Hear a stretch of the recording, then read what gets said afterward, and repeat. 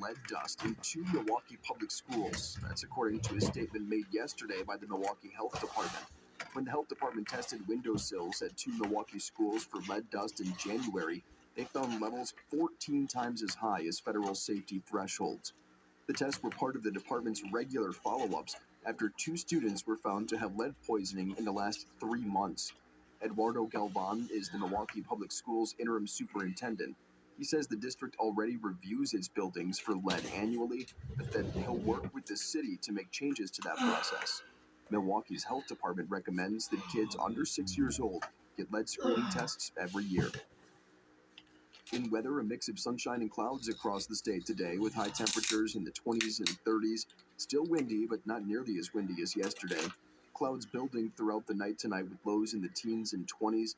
Lots of snow expected tomorrow. There's a winter weather advisory in effect for central Wisconsin. Could see 4 to 7 inches of snow in that area. Northern Wisconsin could see a few inches as well. Very southern Wisconsin, maybe about an inch of snow possible. High temperatures in the 20s, maybe cracking the 30s as well. This is Wisconsin Public Radio. Support for NPR comes from NPR stations. Other contributors include Fisher Investments. Fisher's dedicated team of specialists provide resources on investing, retirement income, estate planning, and more. Learn more at FisherInvestments.com. Investing in securities involves the risk of loss.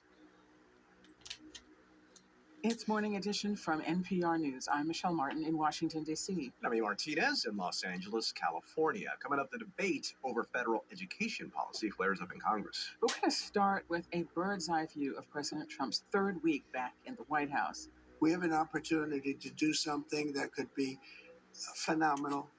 And I don't want to be cute. I don't want to be a wise guy, but the Riviera of the Middle East, this could be something that could be so bad. This could be so magnificent.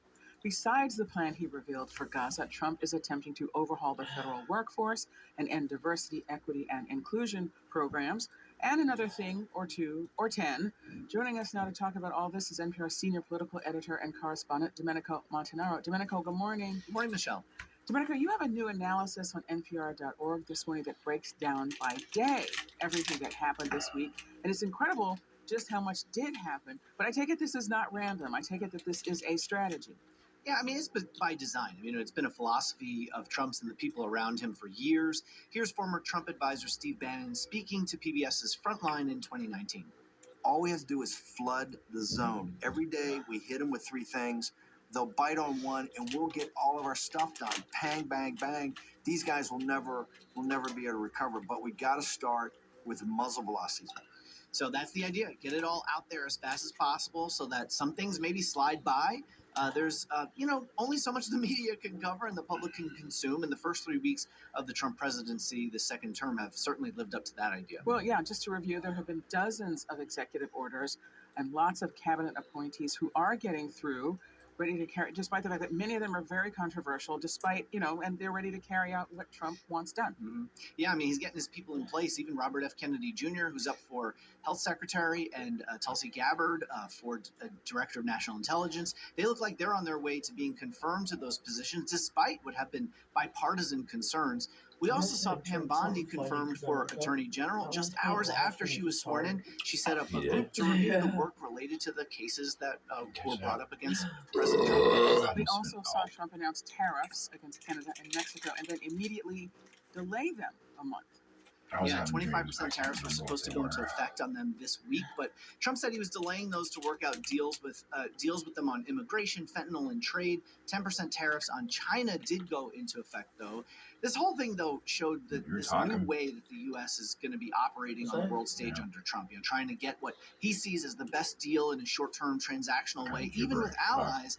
And that's to say nothing of Trump's continued attempt to expand America's footprint, this time, saying he wants ownership of Gaza, something that allies and stakeholders in the region, by the way, have said is a complete non-starter. And then there is what Trump and Elon Musk are trying to do with the federal workforce and shrink the size of government.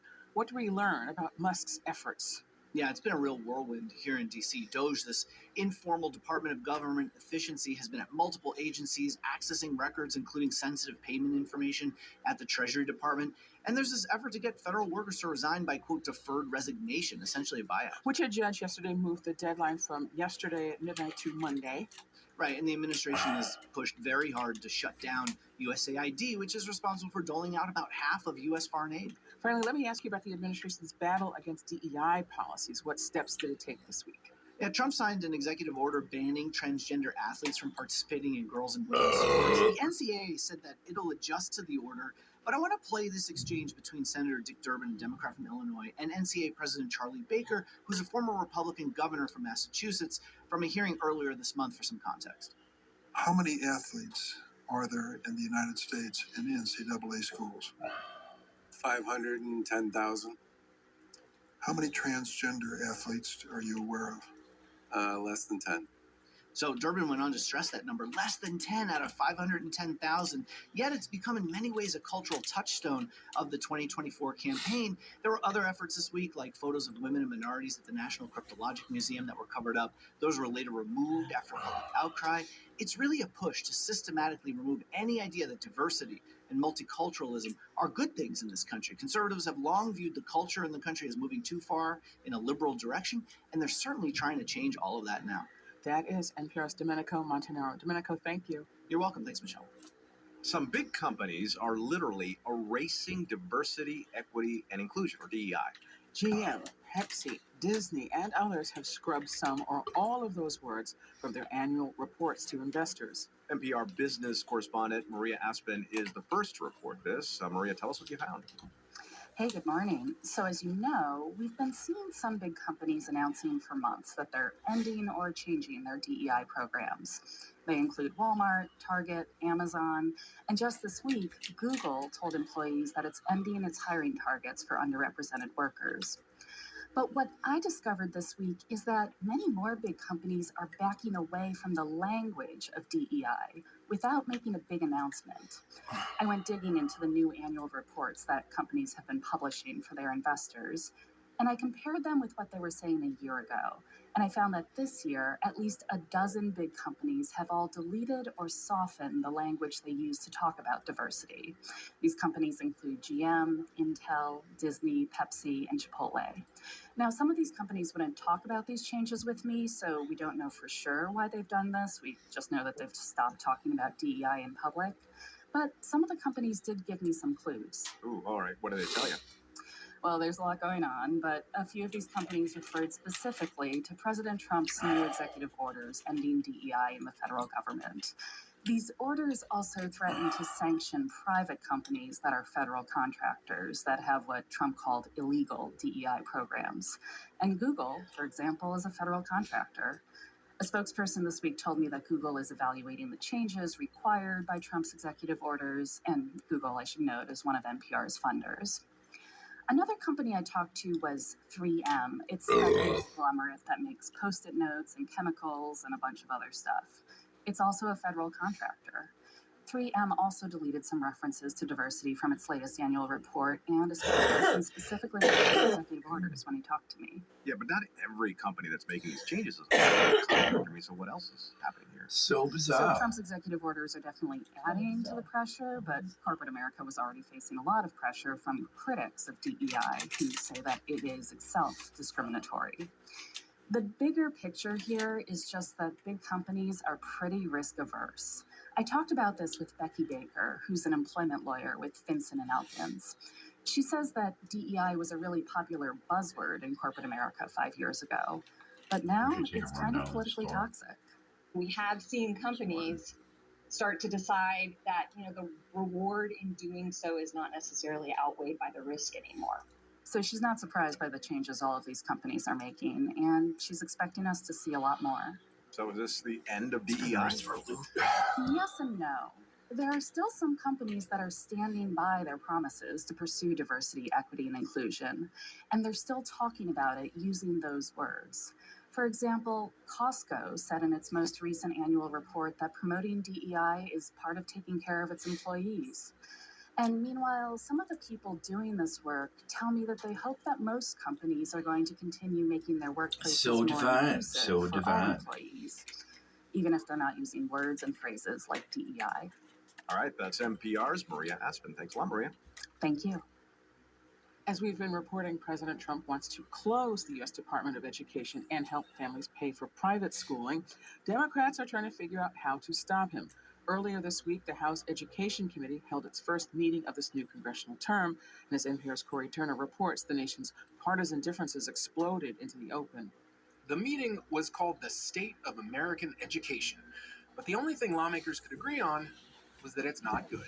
In K-12 education, there's much work that needs to be done. The committee's new Republican chairman, Tim Walberg of Michigan, mentioned the recent dispiriting results from a national assessment. Students are still scoring at lower levels in math and reading than they were in 2019. I spent 40 years in the classroom, 40 years. North Carolina Democrat Alma Adams. And I'll tell you right now that the way things are going, we're failing our children. What Democrats and Republicans could not agree on was why and what to do about it. Republican Bob Onder of Missouri argued the Biden Education Department pushed liberal politics over learning.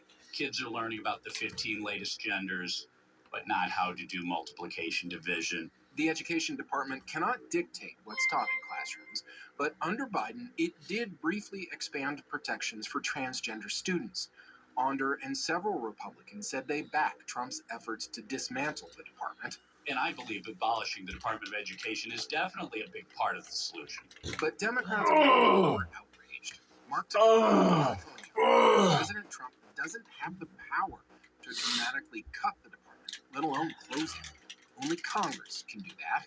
I mean, this hearing is called the State of American Education. But from what I'm seeing from the other side's behavior is that it really should be called the Republican surrender to a would-be king. The hearing grew testy when it came to the question of whether the federal government should help families pay for private schools. Utah Republican Burgess Owens said he backs giving parents as much choice as possible. As a parent, I know what's best for my kid, and I would think everybody in this room would feel the same way. How divine. You do everything you could to get out your child out of the failing school system. But witness Janae Nelson, the president of the NAACP Legal Defense Fund, decried